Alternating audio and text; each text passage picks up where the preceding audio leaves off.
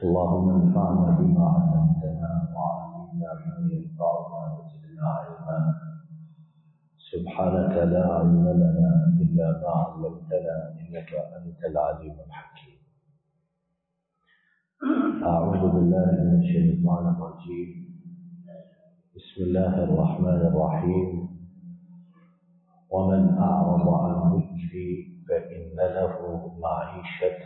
ضنكا ونحشره يوم القيامة أعمى. اللہ کی توفیق سے ہم ان گناہوں کے بارے میں سن رہے گفتگو کر رہے ہیں جو گناہ دنیا میں لوگوں کے لیے عذاب کا، مصیبتوں کا اور اذیتوں کا باعث بنتے ہیں، اور اللہ کرے کہ ہمارا ان باتوں کو سننا سنانا اس لیے ہو کہ ہم یہاں سے اللہ کے ساتھ یہ عہد و پیمان کر کے جائیں کہ ہم نے ان گناہوں کو چھوڑنا، گھروں میں اگر یہ موجود ہیں تو ان کے چلن کو ختم کرنا، اور جہاں تک آواز ہماری پہنچتی ہے ان گناہوں کے متعلق لوگوں کو آگہی دینی، بتانا ہے۔ گفتگو میں پہلا گناہ جس کا ذکر کرنا سننا ہے وہ ہے جس کے متعلق ابھی ابتدا میں ہم نے آیت کریمہ پڑھی ہے کہ سورہ طٰہٰ 16واں پارہ آیت نمبر 124 ہے۔ اس میں اللہ تعالیٰ نے ارشاد فرمایا کہ جس نے میرے ذکر سے منہ موڑا پس یقیناً اس کی معیشت تنگ ہو گئی، اس کی گزر بسرات تنگ ہو گئی۔ اور پھر آگے آخرت کی بات ہے، لیکن چونکہ ہمارا موضوع دنیا سے متعلق ہے، اس کے بارے میں امام ابن قیم نے کہا کہ یہاں ذکر سے مراد قرآن پاک ہے کہ قرآن پاک کے اندر اللہ تعالیٰ نے کتنی ہی مرتبہ قرآن کو ذکر کے نام سے ارشاد فرمایا ہے۔ تو مطلب یہ ہوا کہ جس نے قرآن پاک سے منہ موڑا، اس کے پڑھنے سے، سیکھنے سے، سمجھنے سے، غور و تدبر کرنے سے، اس پر عمل کرنے سے، اخلاص کے ساتھ اس کی طرف دعوت دینے سے، وہ تمام لوگ اس میں شامل ہیں۔ حافظ ابن کثیر نے ایک نہایت عمدہ بات اس آیت کریمہ کی تفسیر میں لکھی ہے، اور وہ بات یہ ہے کہ بسا اوقات ہم دیکھتے ہیں کہ لوگ انتہائی بہترین لباس، اعلیٰ خوراک اور انتہائی آسائشوں میں زندگی بسر کرتے ہیں، اور وہ قرآن پاک سے دور ہیں۔ تو کیا معاذ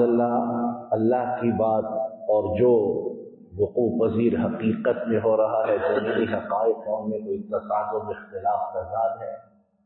ہرگز نہیں۔ فرمایا یہ جو بظاہر لوگوں کی نگاہوں میں نعمتوں میں پل بھر رہے ہیں،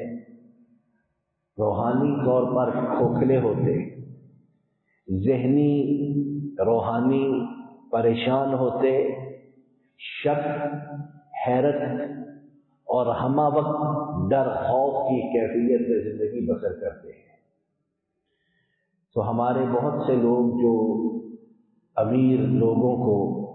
دیکھ کر رشک میں مبتلا ہوتے ہیں کہ ان کی زندگی کتنی چکا چوند والی، رنگینیوں والی ہے، کبھی ان کی نجی زندگیوں میں جھانک کر دیکھیے کہ انہیں کیا کیا مصیبتیں اور کیا کیا اذیتیں درپیش ہیں، حتیٰ کہ بہت سے ایسے کہتے سنتے بھی پائے جاتے ہیں کہ ساری دولت ہم سے لے لو، لیکن جس مصیبت مبتلا میں ہم ڈوبے ہوئے ہیں ان سے ہمیں چھٹکارا مل جائے۔ حضرت عبداللہ ابن عباس رضی اللہ تعالی عنہما کے ترجمان القرآن ہیں، انہوں نے اس آیت کریمہ کی تشریح و توضیح میں بیان فرمایا کہ اللہ تعالیٰ نے اس بات کا ذمہ لیا کہ جو شخص قرآن پاک کے ساتھ جڑا رہے اور اس پر عمل کرے، قرآن پاک کے ساتھ جڑا رہے اور اس پر عمل کرے، تو نہ دنیا میں وہ گمراہ ہوگا اور نہ ہی آخرت میں وہ ذلیل و رسوا ہوگا۔ اور یہ تو تجربے کی بات ہے کہ بوڑھے جب 75، 80، 85 کے پیٹے میں پہنچتے ہیں تو وہاں ایک مقام ارذل العمر کہلاتا ہے کہ عقل جواب دے جاتی، بوڑھا بچوں کی سی حرکتیں کرتا، حتیٰ کہ گھر والے بھی اس سے اعراض کرتے اور زبانیں قال سے نہ کہیں، زبانیں حال سے کہتے ہیں اسے اللہ لے جائے تو بہتر ہے۔ لیکن جو قرآن والے ہیں، قرآن سے تعلق والے، اس کو پڑھنے پڑھانے والے، عمل کرنے والے، اس کی طرف اخلاص سے دعوت دینے والے، وہ اس عمر میں بھی بلکہ اس سے کہیں بڑی عمروں میں بھی اللہ کے فضل و کرم سے صحت مند اور چاق و چوبند رہتے ہیں۔ اور یہ ہم اپنی جیتی جاگتی نگاہوں سے دیکھتے ہیں۔ یہ ایک معمولی سی جھلک ہے، وگرنہ جو قرآن پاک کے ساتھ جڑ گیا اخلاص کے ساتھ، اس کے لیے دنیا میں کیا کچھ، آخرت سے پہلے وہ وہی رب جانتے ہیں جنہوں نے اس کتاب حکیم کو نازل کیا ہے۔ دوسرا گناہ جو دنیا میں آفت لانے کا، بیماری، اذیت، تکلیف لانے کا باعث بنتا ہے، اور جس کے متعلق باری تعالیٰ نے سورہ بقرہ اس کی آیت نمبر 114 میں ارشاد فرمایا، وَمَنْ أَظْلَمُ مِمَّنْ مَنَعَ مَسَاجِدَ اللَّهِ أَنْ يُذْكَرَ فِيهَا اسْمُهُ وَسَعَى فِي خَرَابِهَا أُولَئِكَ مَا كَانَ لَهُمْ أَنْ يَدْخُلُوهَا إِلَّا خَائِفِينَ لَهُمْ فِي الدُّنْيَا خِزْيٌ وَلَهُمْ فِي الْآخِرَةِ عَذَابٌ عَظِيمٌ۔ یہ مسجدوں میں اللہ کے ذکر سے روکنے والے، مسجدوں کی بربادی کی کوشش خواہش رکھنے والے، ان سے زیادہ ظالم کون ہے؟ یہ مسجدوں میں داخل نہیں ہوتے مگر ڈرتے ہوئے، لرزہ براندام ہو کر۔ ان کے لیے کیا ہے؟ دنیا میں بھی ذلت و رسوائی اور آخرت میں بھی سنگین، سخت اور عظیم عذاب ہے۔ اللہ تعالیٰ معاف کرے، ہم کتنی دفعہ دیکھتے ہیں کہ مسجدوں کو سیاسی چوپالوں میں تبدیل کر دیا جاتا ہے، مسجد کو یہ جھوٹے سچے انتخابات کا مرکز بنا دیا جاتا ہے، مسجدیں چودراہٹوں کا محور اور منبع بن جاتی ہیں، اور جو کوئی ان مساجد کے چودھریوں کا ساتھ نہ دے، ان کے لیے مسجد میں داخلہ، بیٹھنا، ذکر کرنا، نماز پڑھنا دوبر بنا دیا جاتا ہے۔ تو یہ تمام لوگ ڈرے کہ ان کے لیے کیا ہے؟ دنیا میں ذلت و رسوائی اور آخرت میں سنگین عذاب ہے۔ شیخ عبد الرحمن سعدی رحمہ اللہ کے بڑے مفسر ہیں، معاصر، انہوں نے اس آیت کریمہ کی تفسیر میں لکھا کہ اصحاب الفیل جو ہیں، وہ جو یمن سے، ہاتھیوں والے یمن سے کعبۃ اللہ کو منہدم کرنے کے ارادے سے آئے، اور اللہ نے ابابیلوں کے ذریعے ان کا ستیہ ناش کر دیا۔ وہ اسی طرح قریش کے وہ لوگ جنہوں نے صلح حدیبیہ کے موقع پر آپ صلی اللہ علیہ وسلم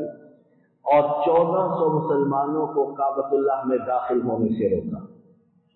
اور اسی طرح وہ عیسائی جنہوں نے بیت المقدس کو ویران کر دیا، لوگوں کو عبادت نہ کرنے دی، وہ تمام لوگ اس آیت کریمہ کی زد میں آتے ہیں۔ اسی طرح ایک دوسرے مفسر، مصری مفسر سید محمد رشید رضا، انہوں نے بھی اسی بات کو کہا کہ ظالم جو ہے، اور ظالم سے مراد یہاں کون ہے؟ جو اللہ تعالیٰ کی مسجدوں گھروں میں لوگوں کو عبادت کرنے سے روکتے، انہیں اور کاموں میں استعمال کرتے یا اس کی ترغیب دیتے، اور اصل عبادت اس کی روح کو کھوکھلا کرتے ہیں۔ فرمایا ان سے زیادہ ظالم کون ہے؟ اور ان کا عبرت آمیز انجام ہم پہلی امتوں میں اور پہلے لوگوں میں دیکھ چکے کہ رومی تباہ ہوئے، مشرکین برباد ہوئے، عیسائی نیست و نابود ہوئے، اور قرامطہ جو مصر میں ظالم تھے، مسجدوں کو ویران کرنے والے، حتیٰ کہ ان کی دسترس سے کعبۃ اللہ بھی محفوظ نہ رہا، تاریخ میں انتہائی بدنام اور اپنے تمام آثار سمیت ہو چکے۔ تو دوسری بات، دوسرا گناہ جس کی وجہ سے انسان آخرت سے پہلے دنیا میں عذاب کا شکار ہوتا، ذلت اور رسوائی اس کے مقدر میں آتی، اور وہ انتہائی ذلیل حالت میں اس دنیا سے روانہ ہوتا۔ وہ گناہ کیا ہے؟ کہ اللہ کی مسجدوں کے ساتھ کھلواڑ کیا جائے۔ ان کا جو اصل مقصد، ان کا جو اصل معنی ہے کہ یہاں اللہ کی عبادت ہو، اس سے ان مساجد کو، اللہ کے گھروں کو ہٹا کر اور راہوں پر ڈالا جائے، تو وہ لوگ ڈر جائیں کہ دنیا میں ان کا انجام کیسا اور آخرت میں ان کے لیے دردناک عذاب ہے۔ تیسرا گناہ جس کی وجہ سے آخرت سے پہلے دنیا میں لوگ عذاب کے مستحق بنتے، عذاب کو دعوت دیتے اور اللہ کے قہر کا نشانہ بنتے ہیں، وہ جھوٹی قسم کا اٹھانا ہے۔ اور ہم دیکھتے ہیں کہ یہ جھوٹی قسم اتنی عام ہے کہ اللہ کی پناہ 3، 4، 5 سال کے بچے سے لے کر 90، 100 سال کے بوڑھے تک بہت بڑی تعداد ایسی کہ بات بے بات کرتی، اور کہا جاتا ہے کہ جھوٹے کی ایک بڑی نشانی کہ وہ قسمیں خوب اٹھاتا ہے، مانگی بھی نہیں جاتی، طلب نہیں کی جاتی، لیکن وہ قسم پہ قسم، اور اللہ کی پناہ کے بالکل معمولی نفع اور فائدے کے لیے، کوئی 5 روپے کے فائدے کے لیے جھوٹی قسم اٹھاتا ہے، کوئی کروڑوں اربوں کے لیے اٹھاتا ہے۔ غرض یہ کہ جس کا جہاں بس چلتا ہے وہ اس جھوٹی قسم سے اپنے تئیں فائدہ اٹھانے میں کوئی کسر نہیں چھوڑتا ہے۔ آئیے اس بارے میں دیکھتے ہیں کہ نبی رحمت صلی اللہ علیہ وسلم نے ہمیں کیا بتایا ہے۔ امام بزار نے حضرت عبد الرحمن ابن عوف رضی اللہ تعالی عنہ سے روایت کی کہ رسالت پاک صلی اللہ علیہ وسلم نے ارشاد فرمایا، الیمین الفاجرۃ تذہب بالمال، کہ جھوٹی قسم جو ہے یہ مال کو بہا لے جاتی ہے، اور دوسری طرح پڑھنے سے تذہب بالمال، کہ جھوٹی قسم سے مال چلا جاتا ہے۔ تو انسان جس مال اور فائدے کے حصول کے لیے یہ جھوٹی قسم اٹھائے، اگر وہ جھوٹی قسم ہی اس کی تباہی کا سبب بن جائے تو اس سے زیادہ نادان احمق کون ہو سکتا ہے۔ اور ایک دوسری حدیث پاک میں جسے امام بیہقی نے حضرت ابو ہریرہ رضی اللہ تعالی عنہ سے روایت کیا کہ آپ صلی اللہ علیہ وسلم نے فرمایا، وَالْيَمِينُ الْفَاجِرَةَ تَدَعُ الدِّيَارَ بَلَاقِعَ، کہ جھوٹی قسم جو ہے یہ شہروں کو، بستیوں کو اجاڑ دیتی ہے، اور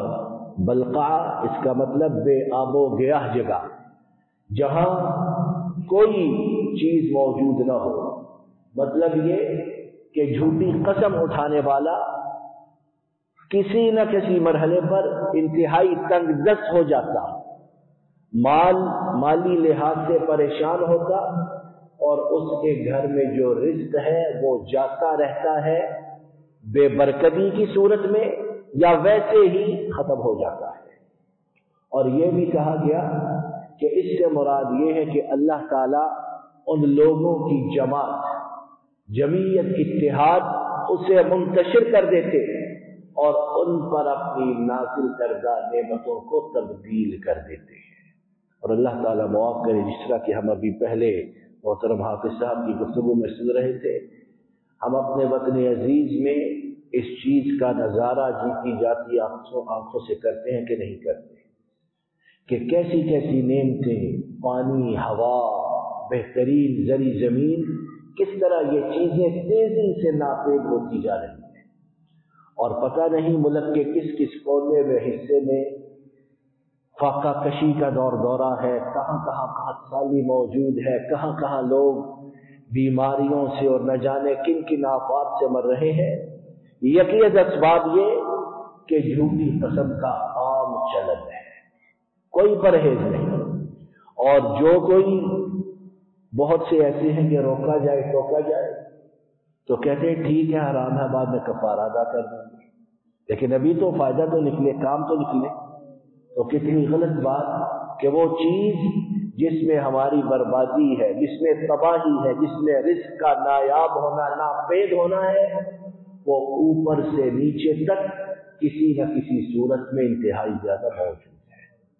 سیاسی میدان دیکھ لیں، مذہبی میدان دیکھ لیں، معاشی میدان دیکھ لیں، سماجی دیکھ لیں، معاشرتی دیکھ لیں، ہر جگہ کسی کا چلن عام ہے مگر وہ جسے اللہ تعالیٰ محفوظ رکھے۔ باری تعالیٰ اپنے فضل و کرم سے مجھے اور آپ کو ان گناہوں سے تمام زندگی بچنے کی توفیق عطا فرمائے، اور ان گناہوں کے نتیجے میں جو عذاب ہیں، جو قہر ہیں، ان سے ہمیں محفوظ رکھے کہ ہم میں ان گناہوں کے بارے میں بہت کوتاہی موجود ہے، بہت غفلت، سستی، کبھی شعوری طور پر، کبھی غیر شعوری طور پر، کبھی ارادے قصد سے اور کبھی بھول چوک کر۔ باری تعالیٰ اپنی رحمت سے تمام حالتوں میں درگزر فرمائے، اور اپنے فضل و کرم سے ہمیں زندگی بھر ان گناہوں سے دامن بچانے کی حتی الوقت توفیق عطا فرمائے۔ وما توفیقی الا باللہ علیہ توکلت والیہ انیب۔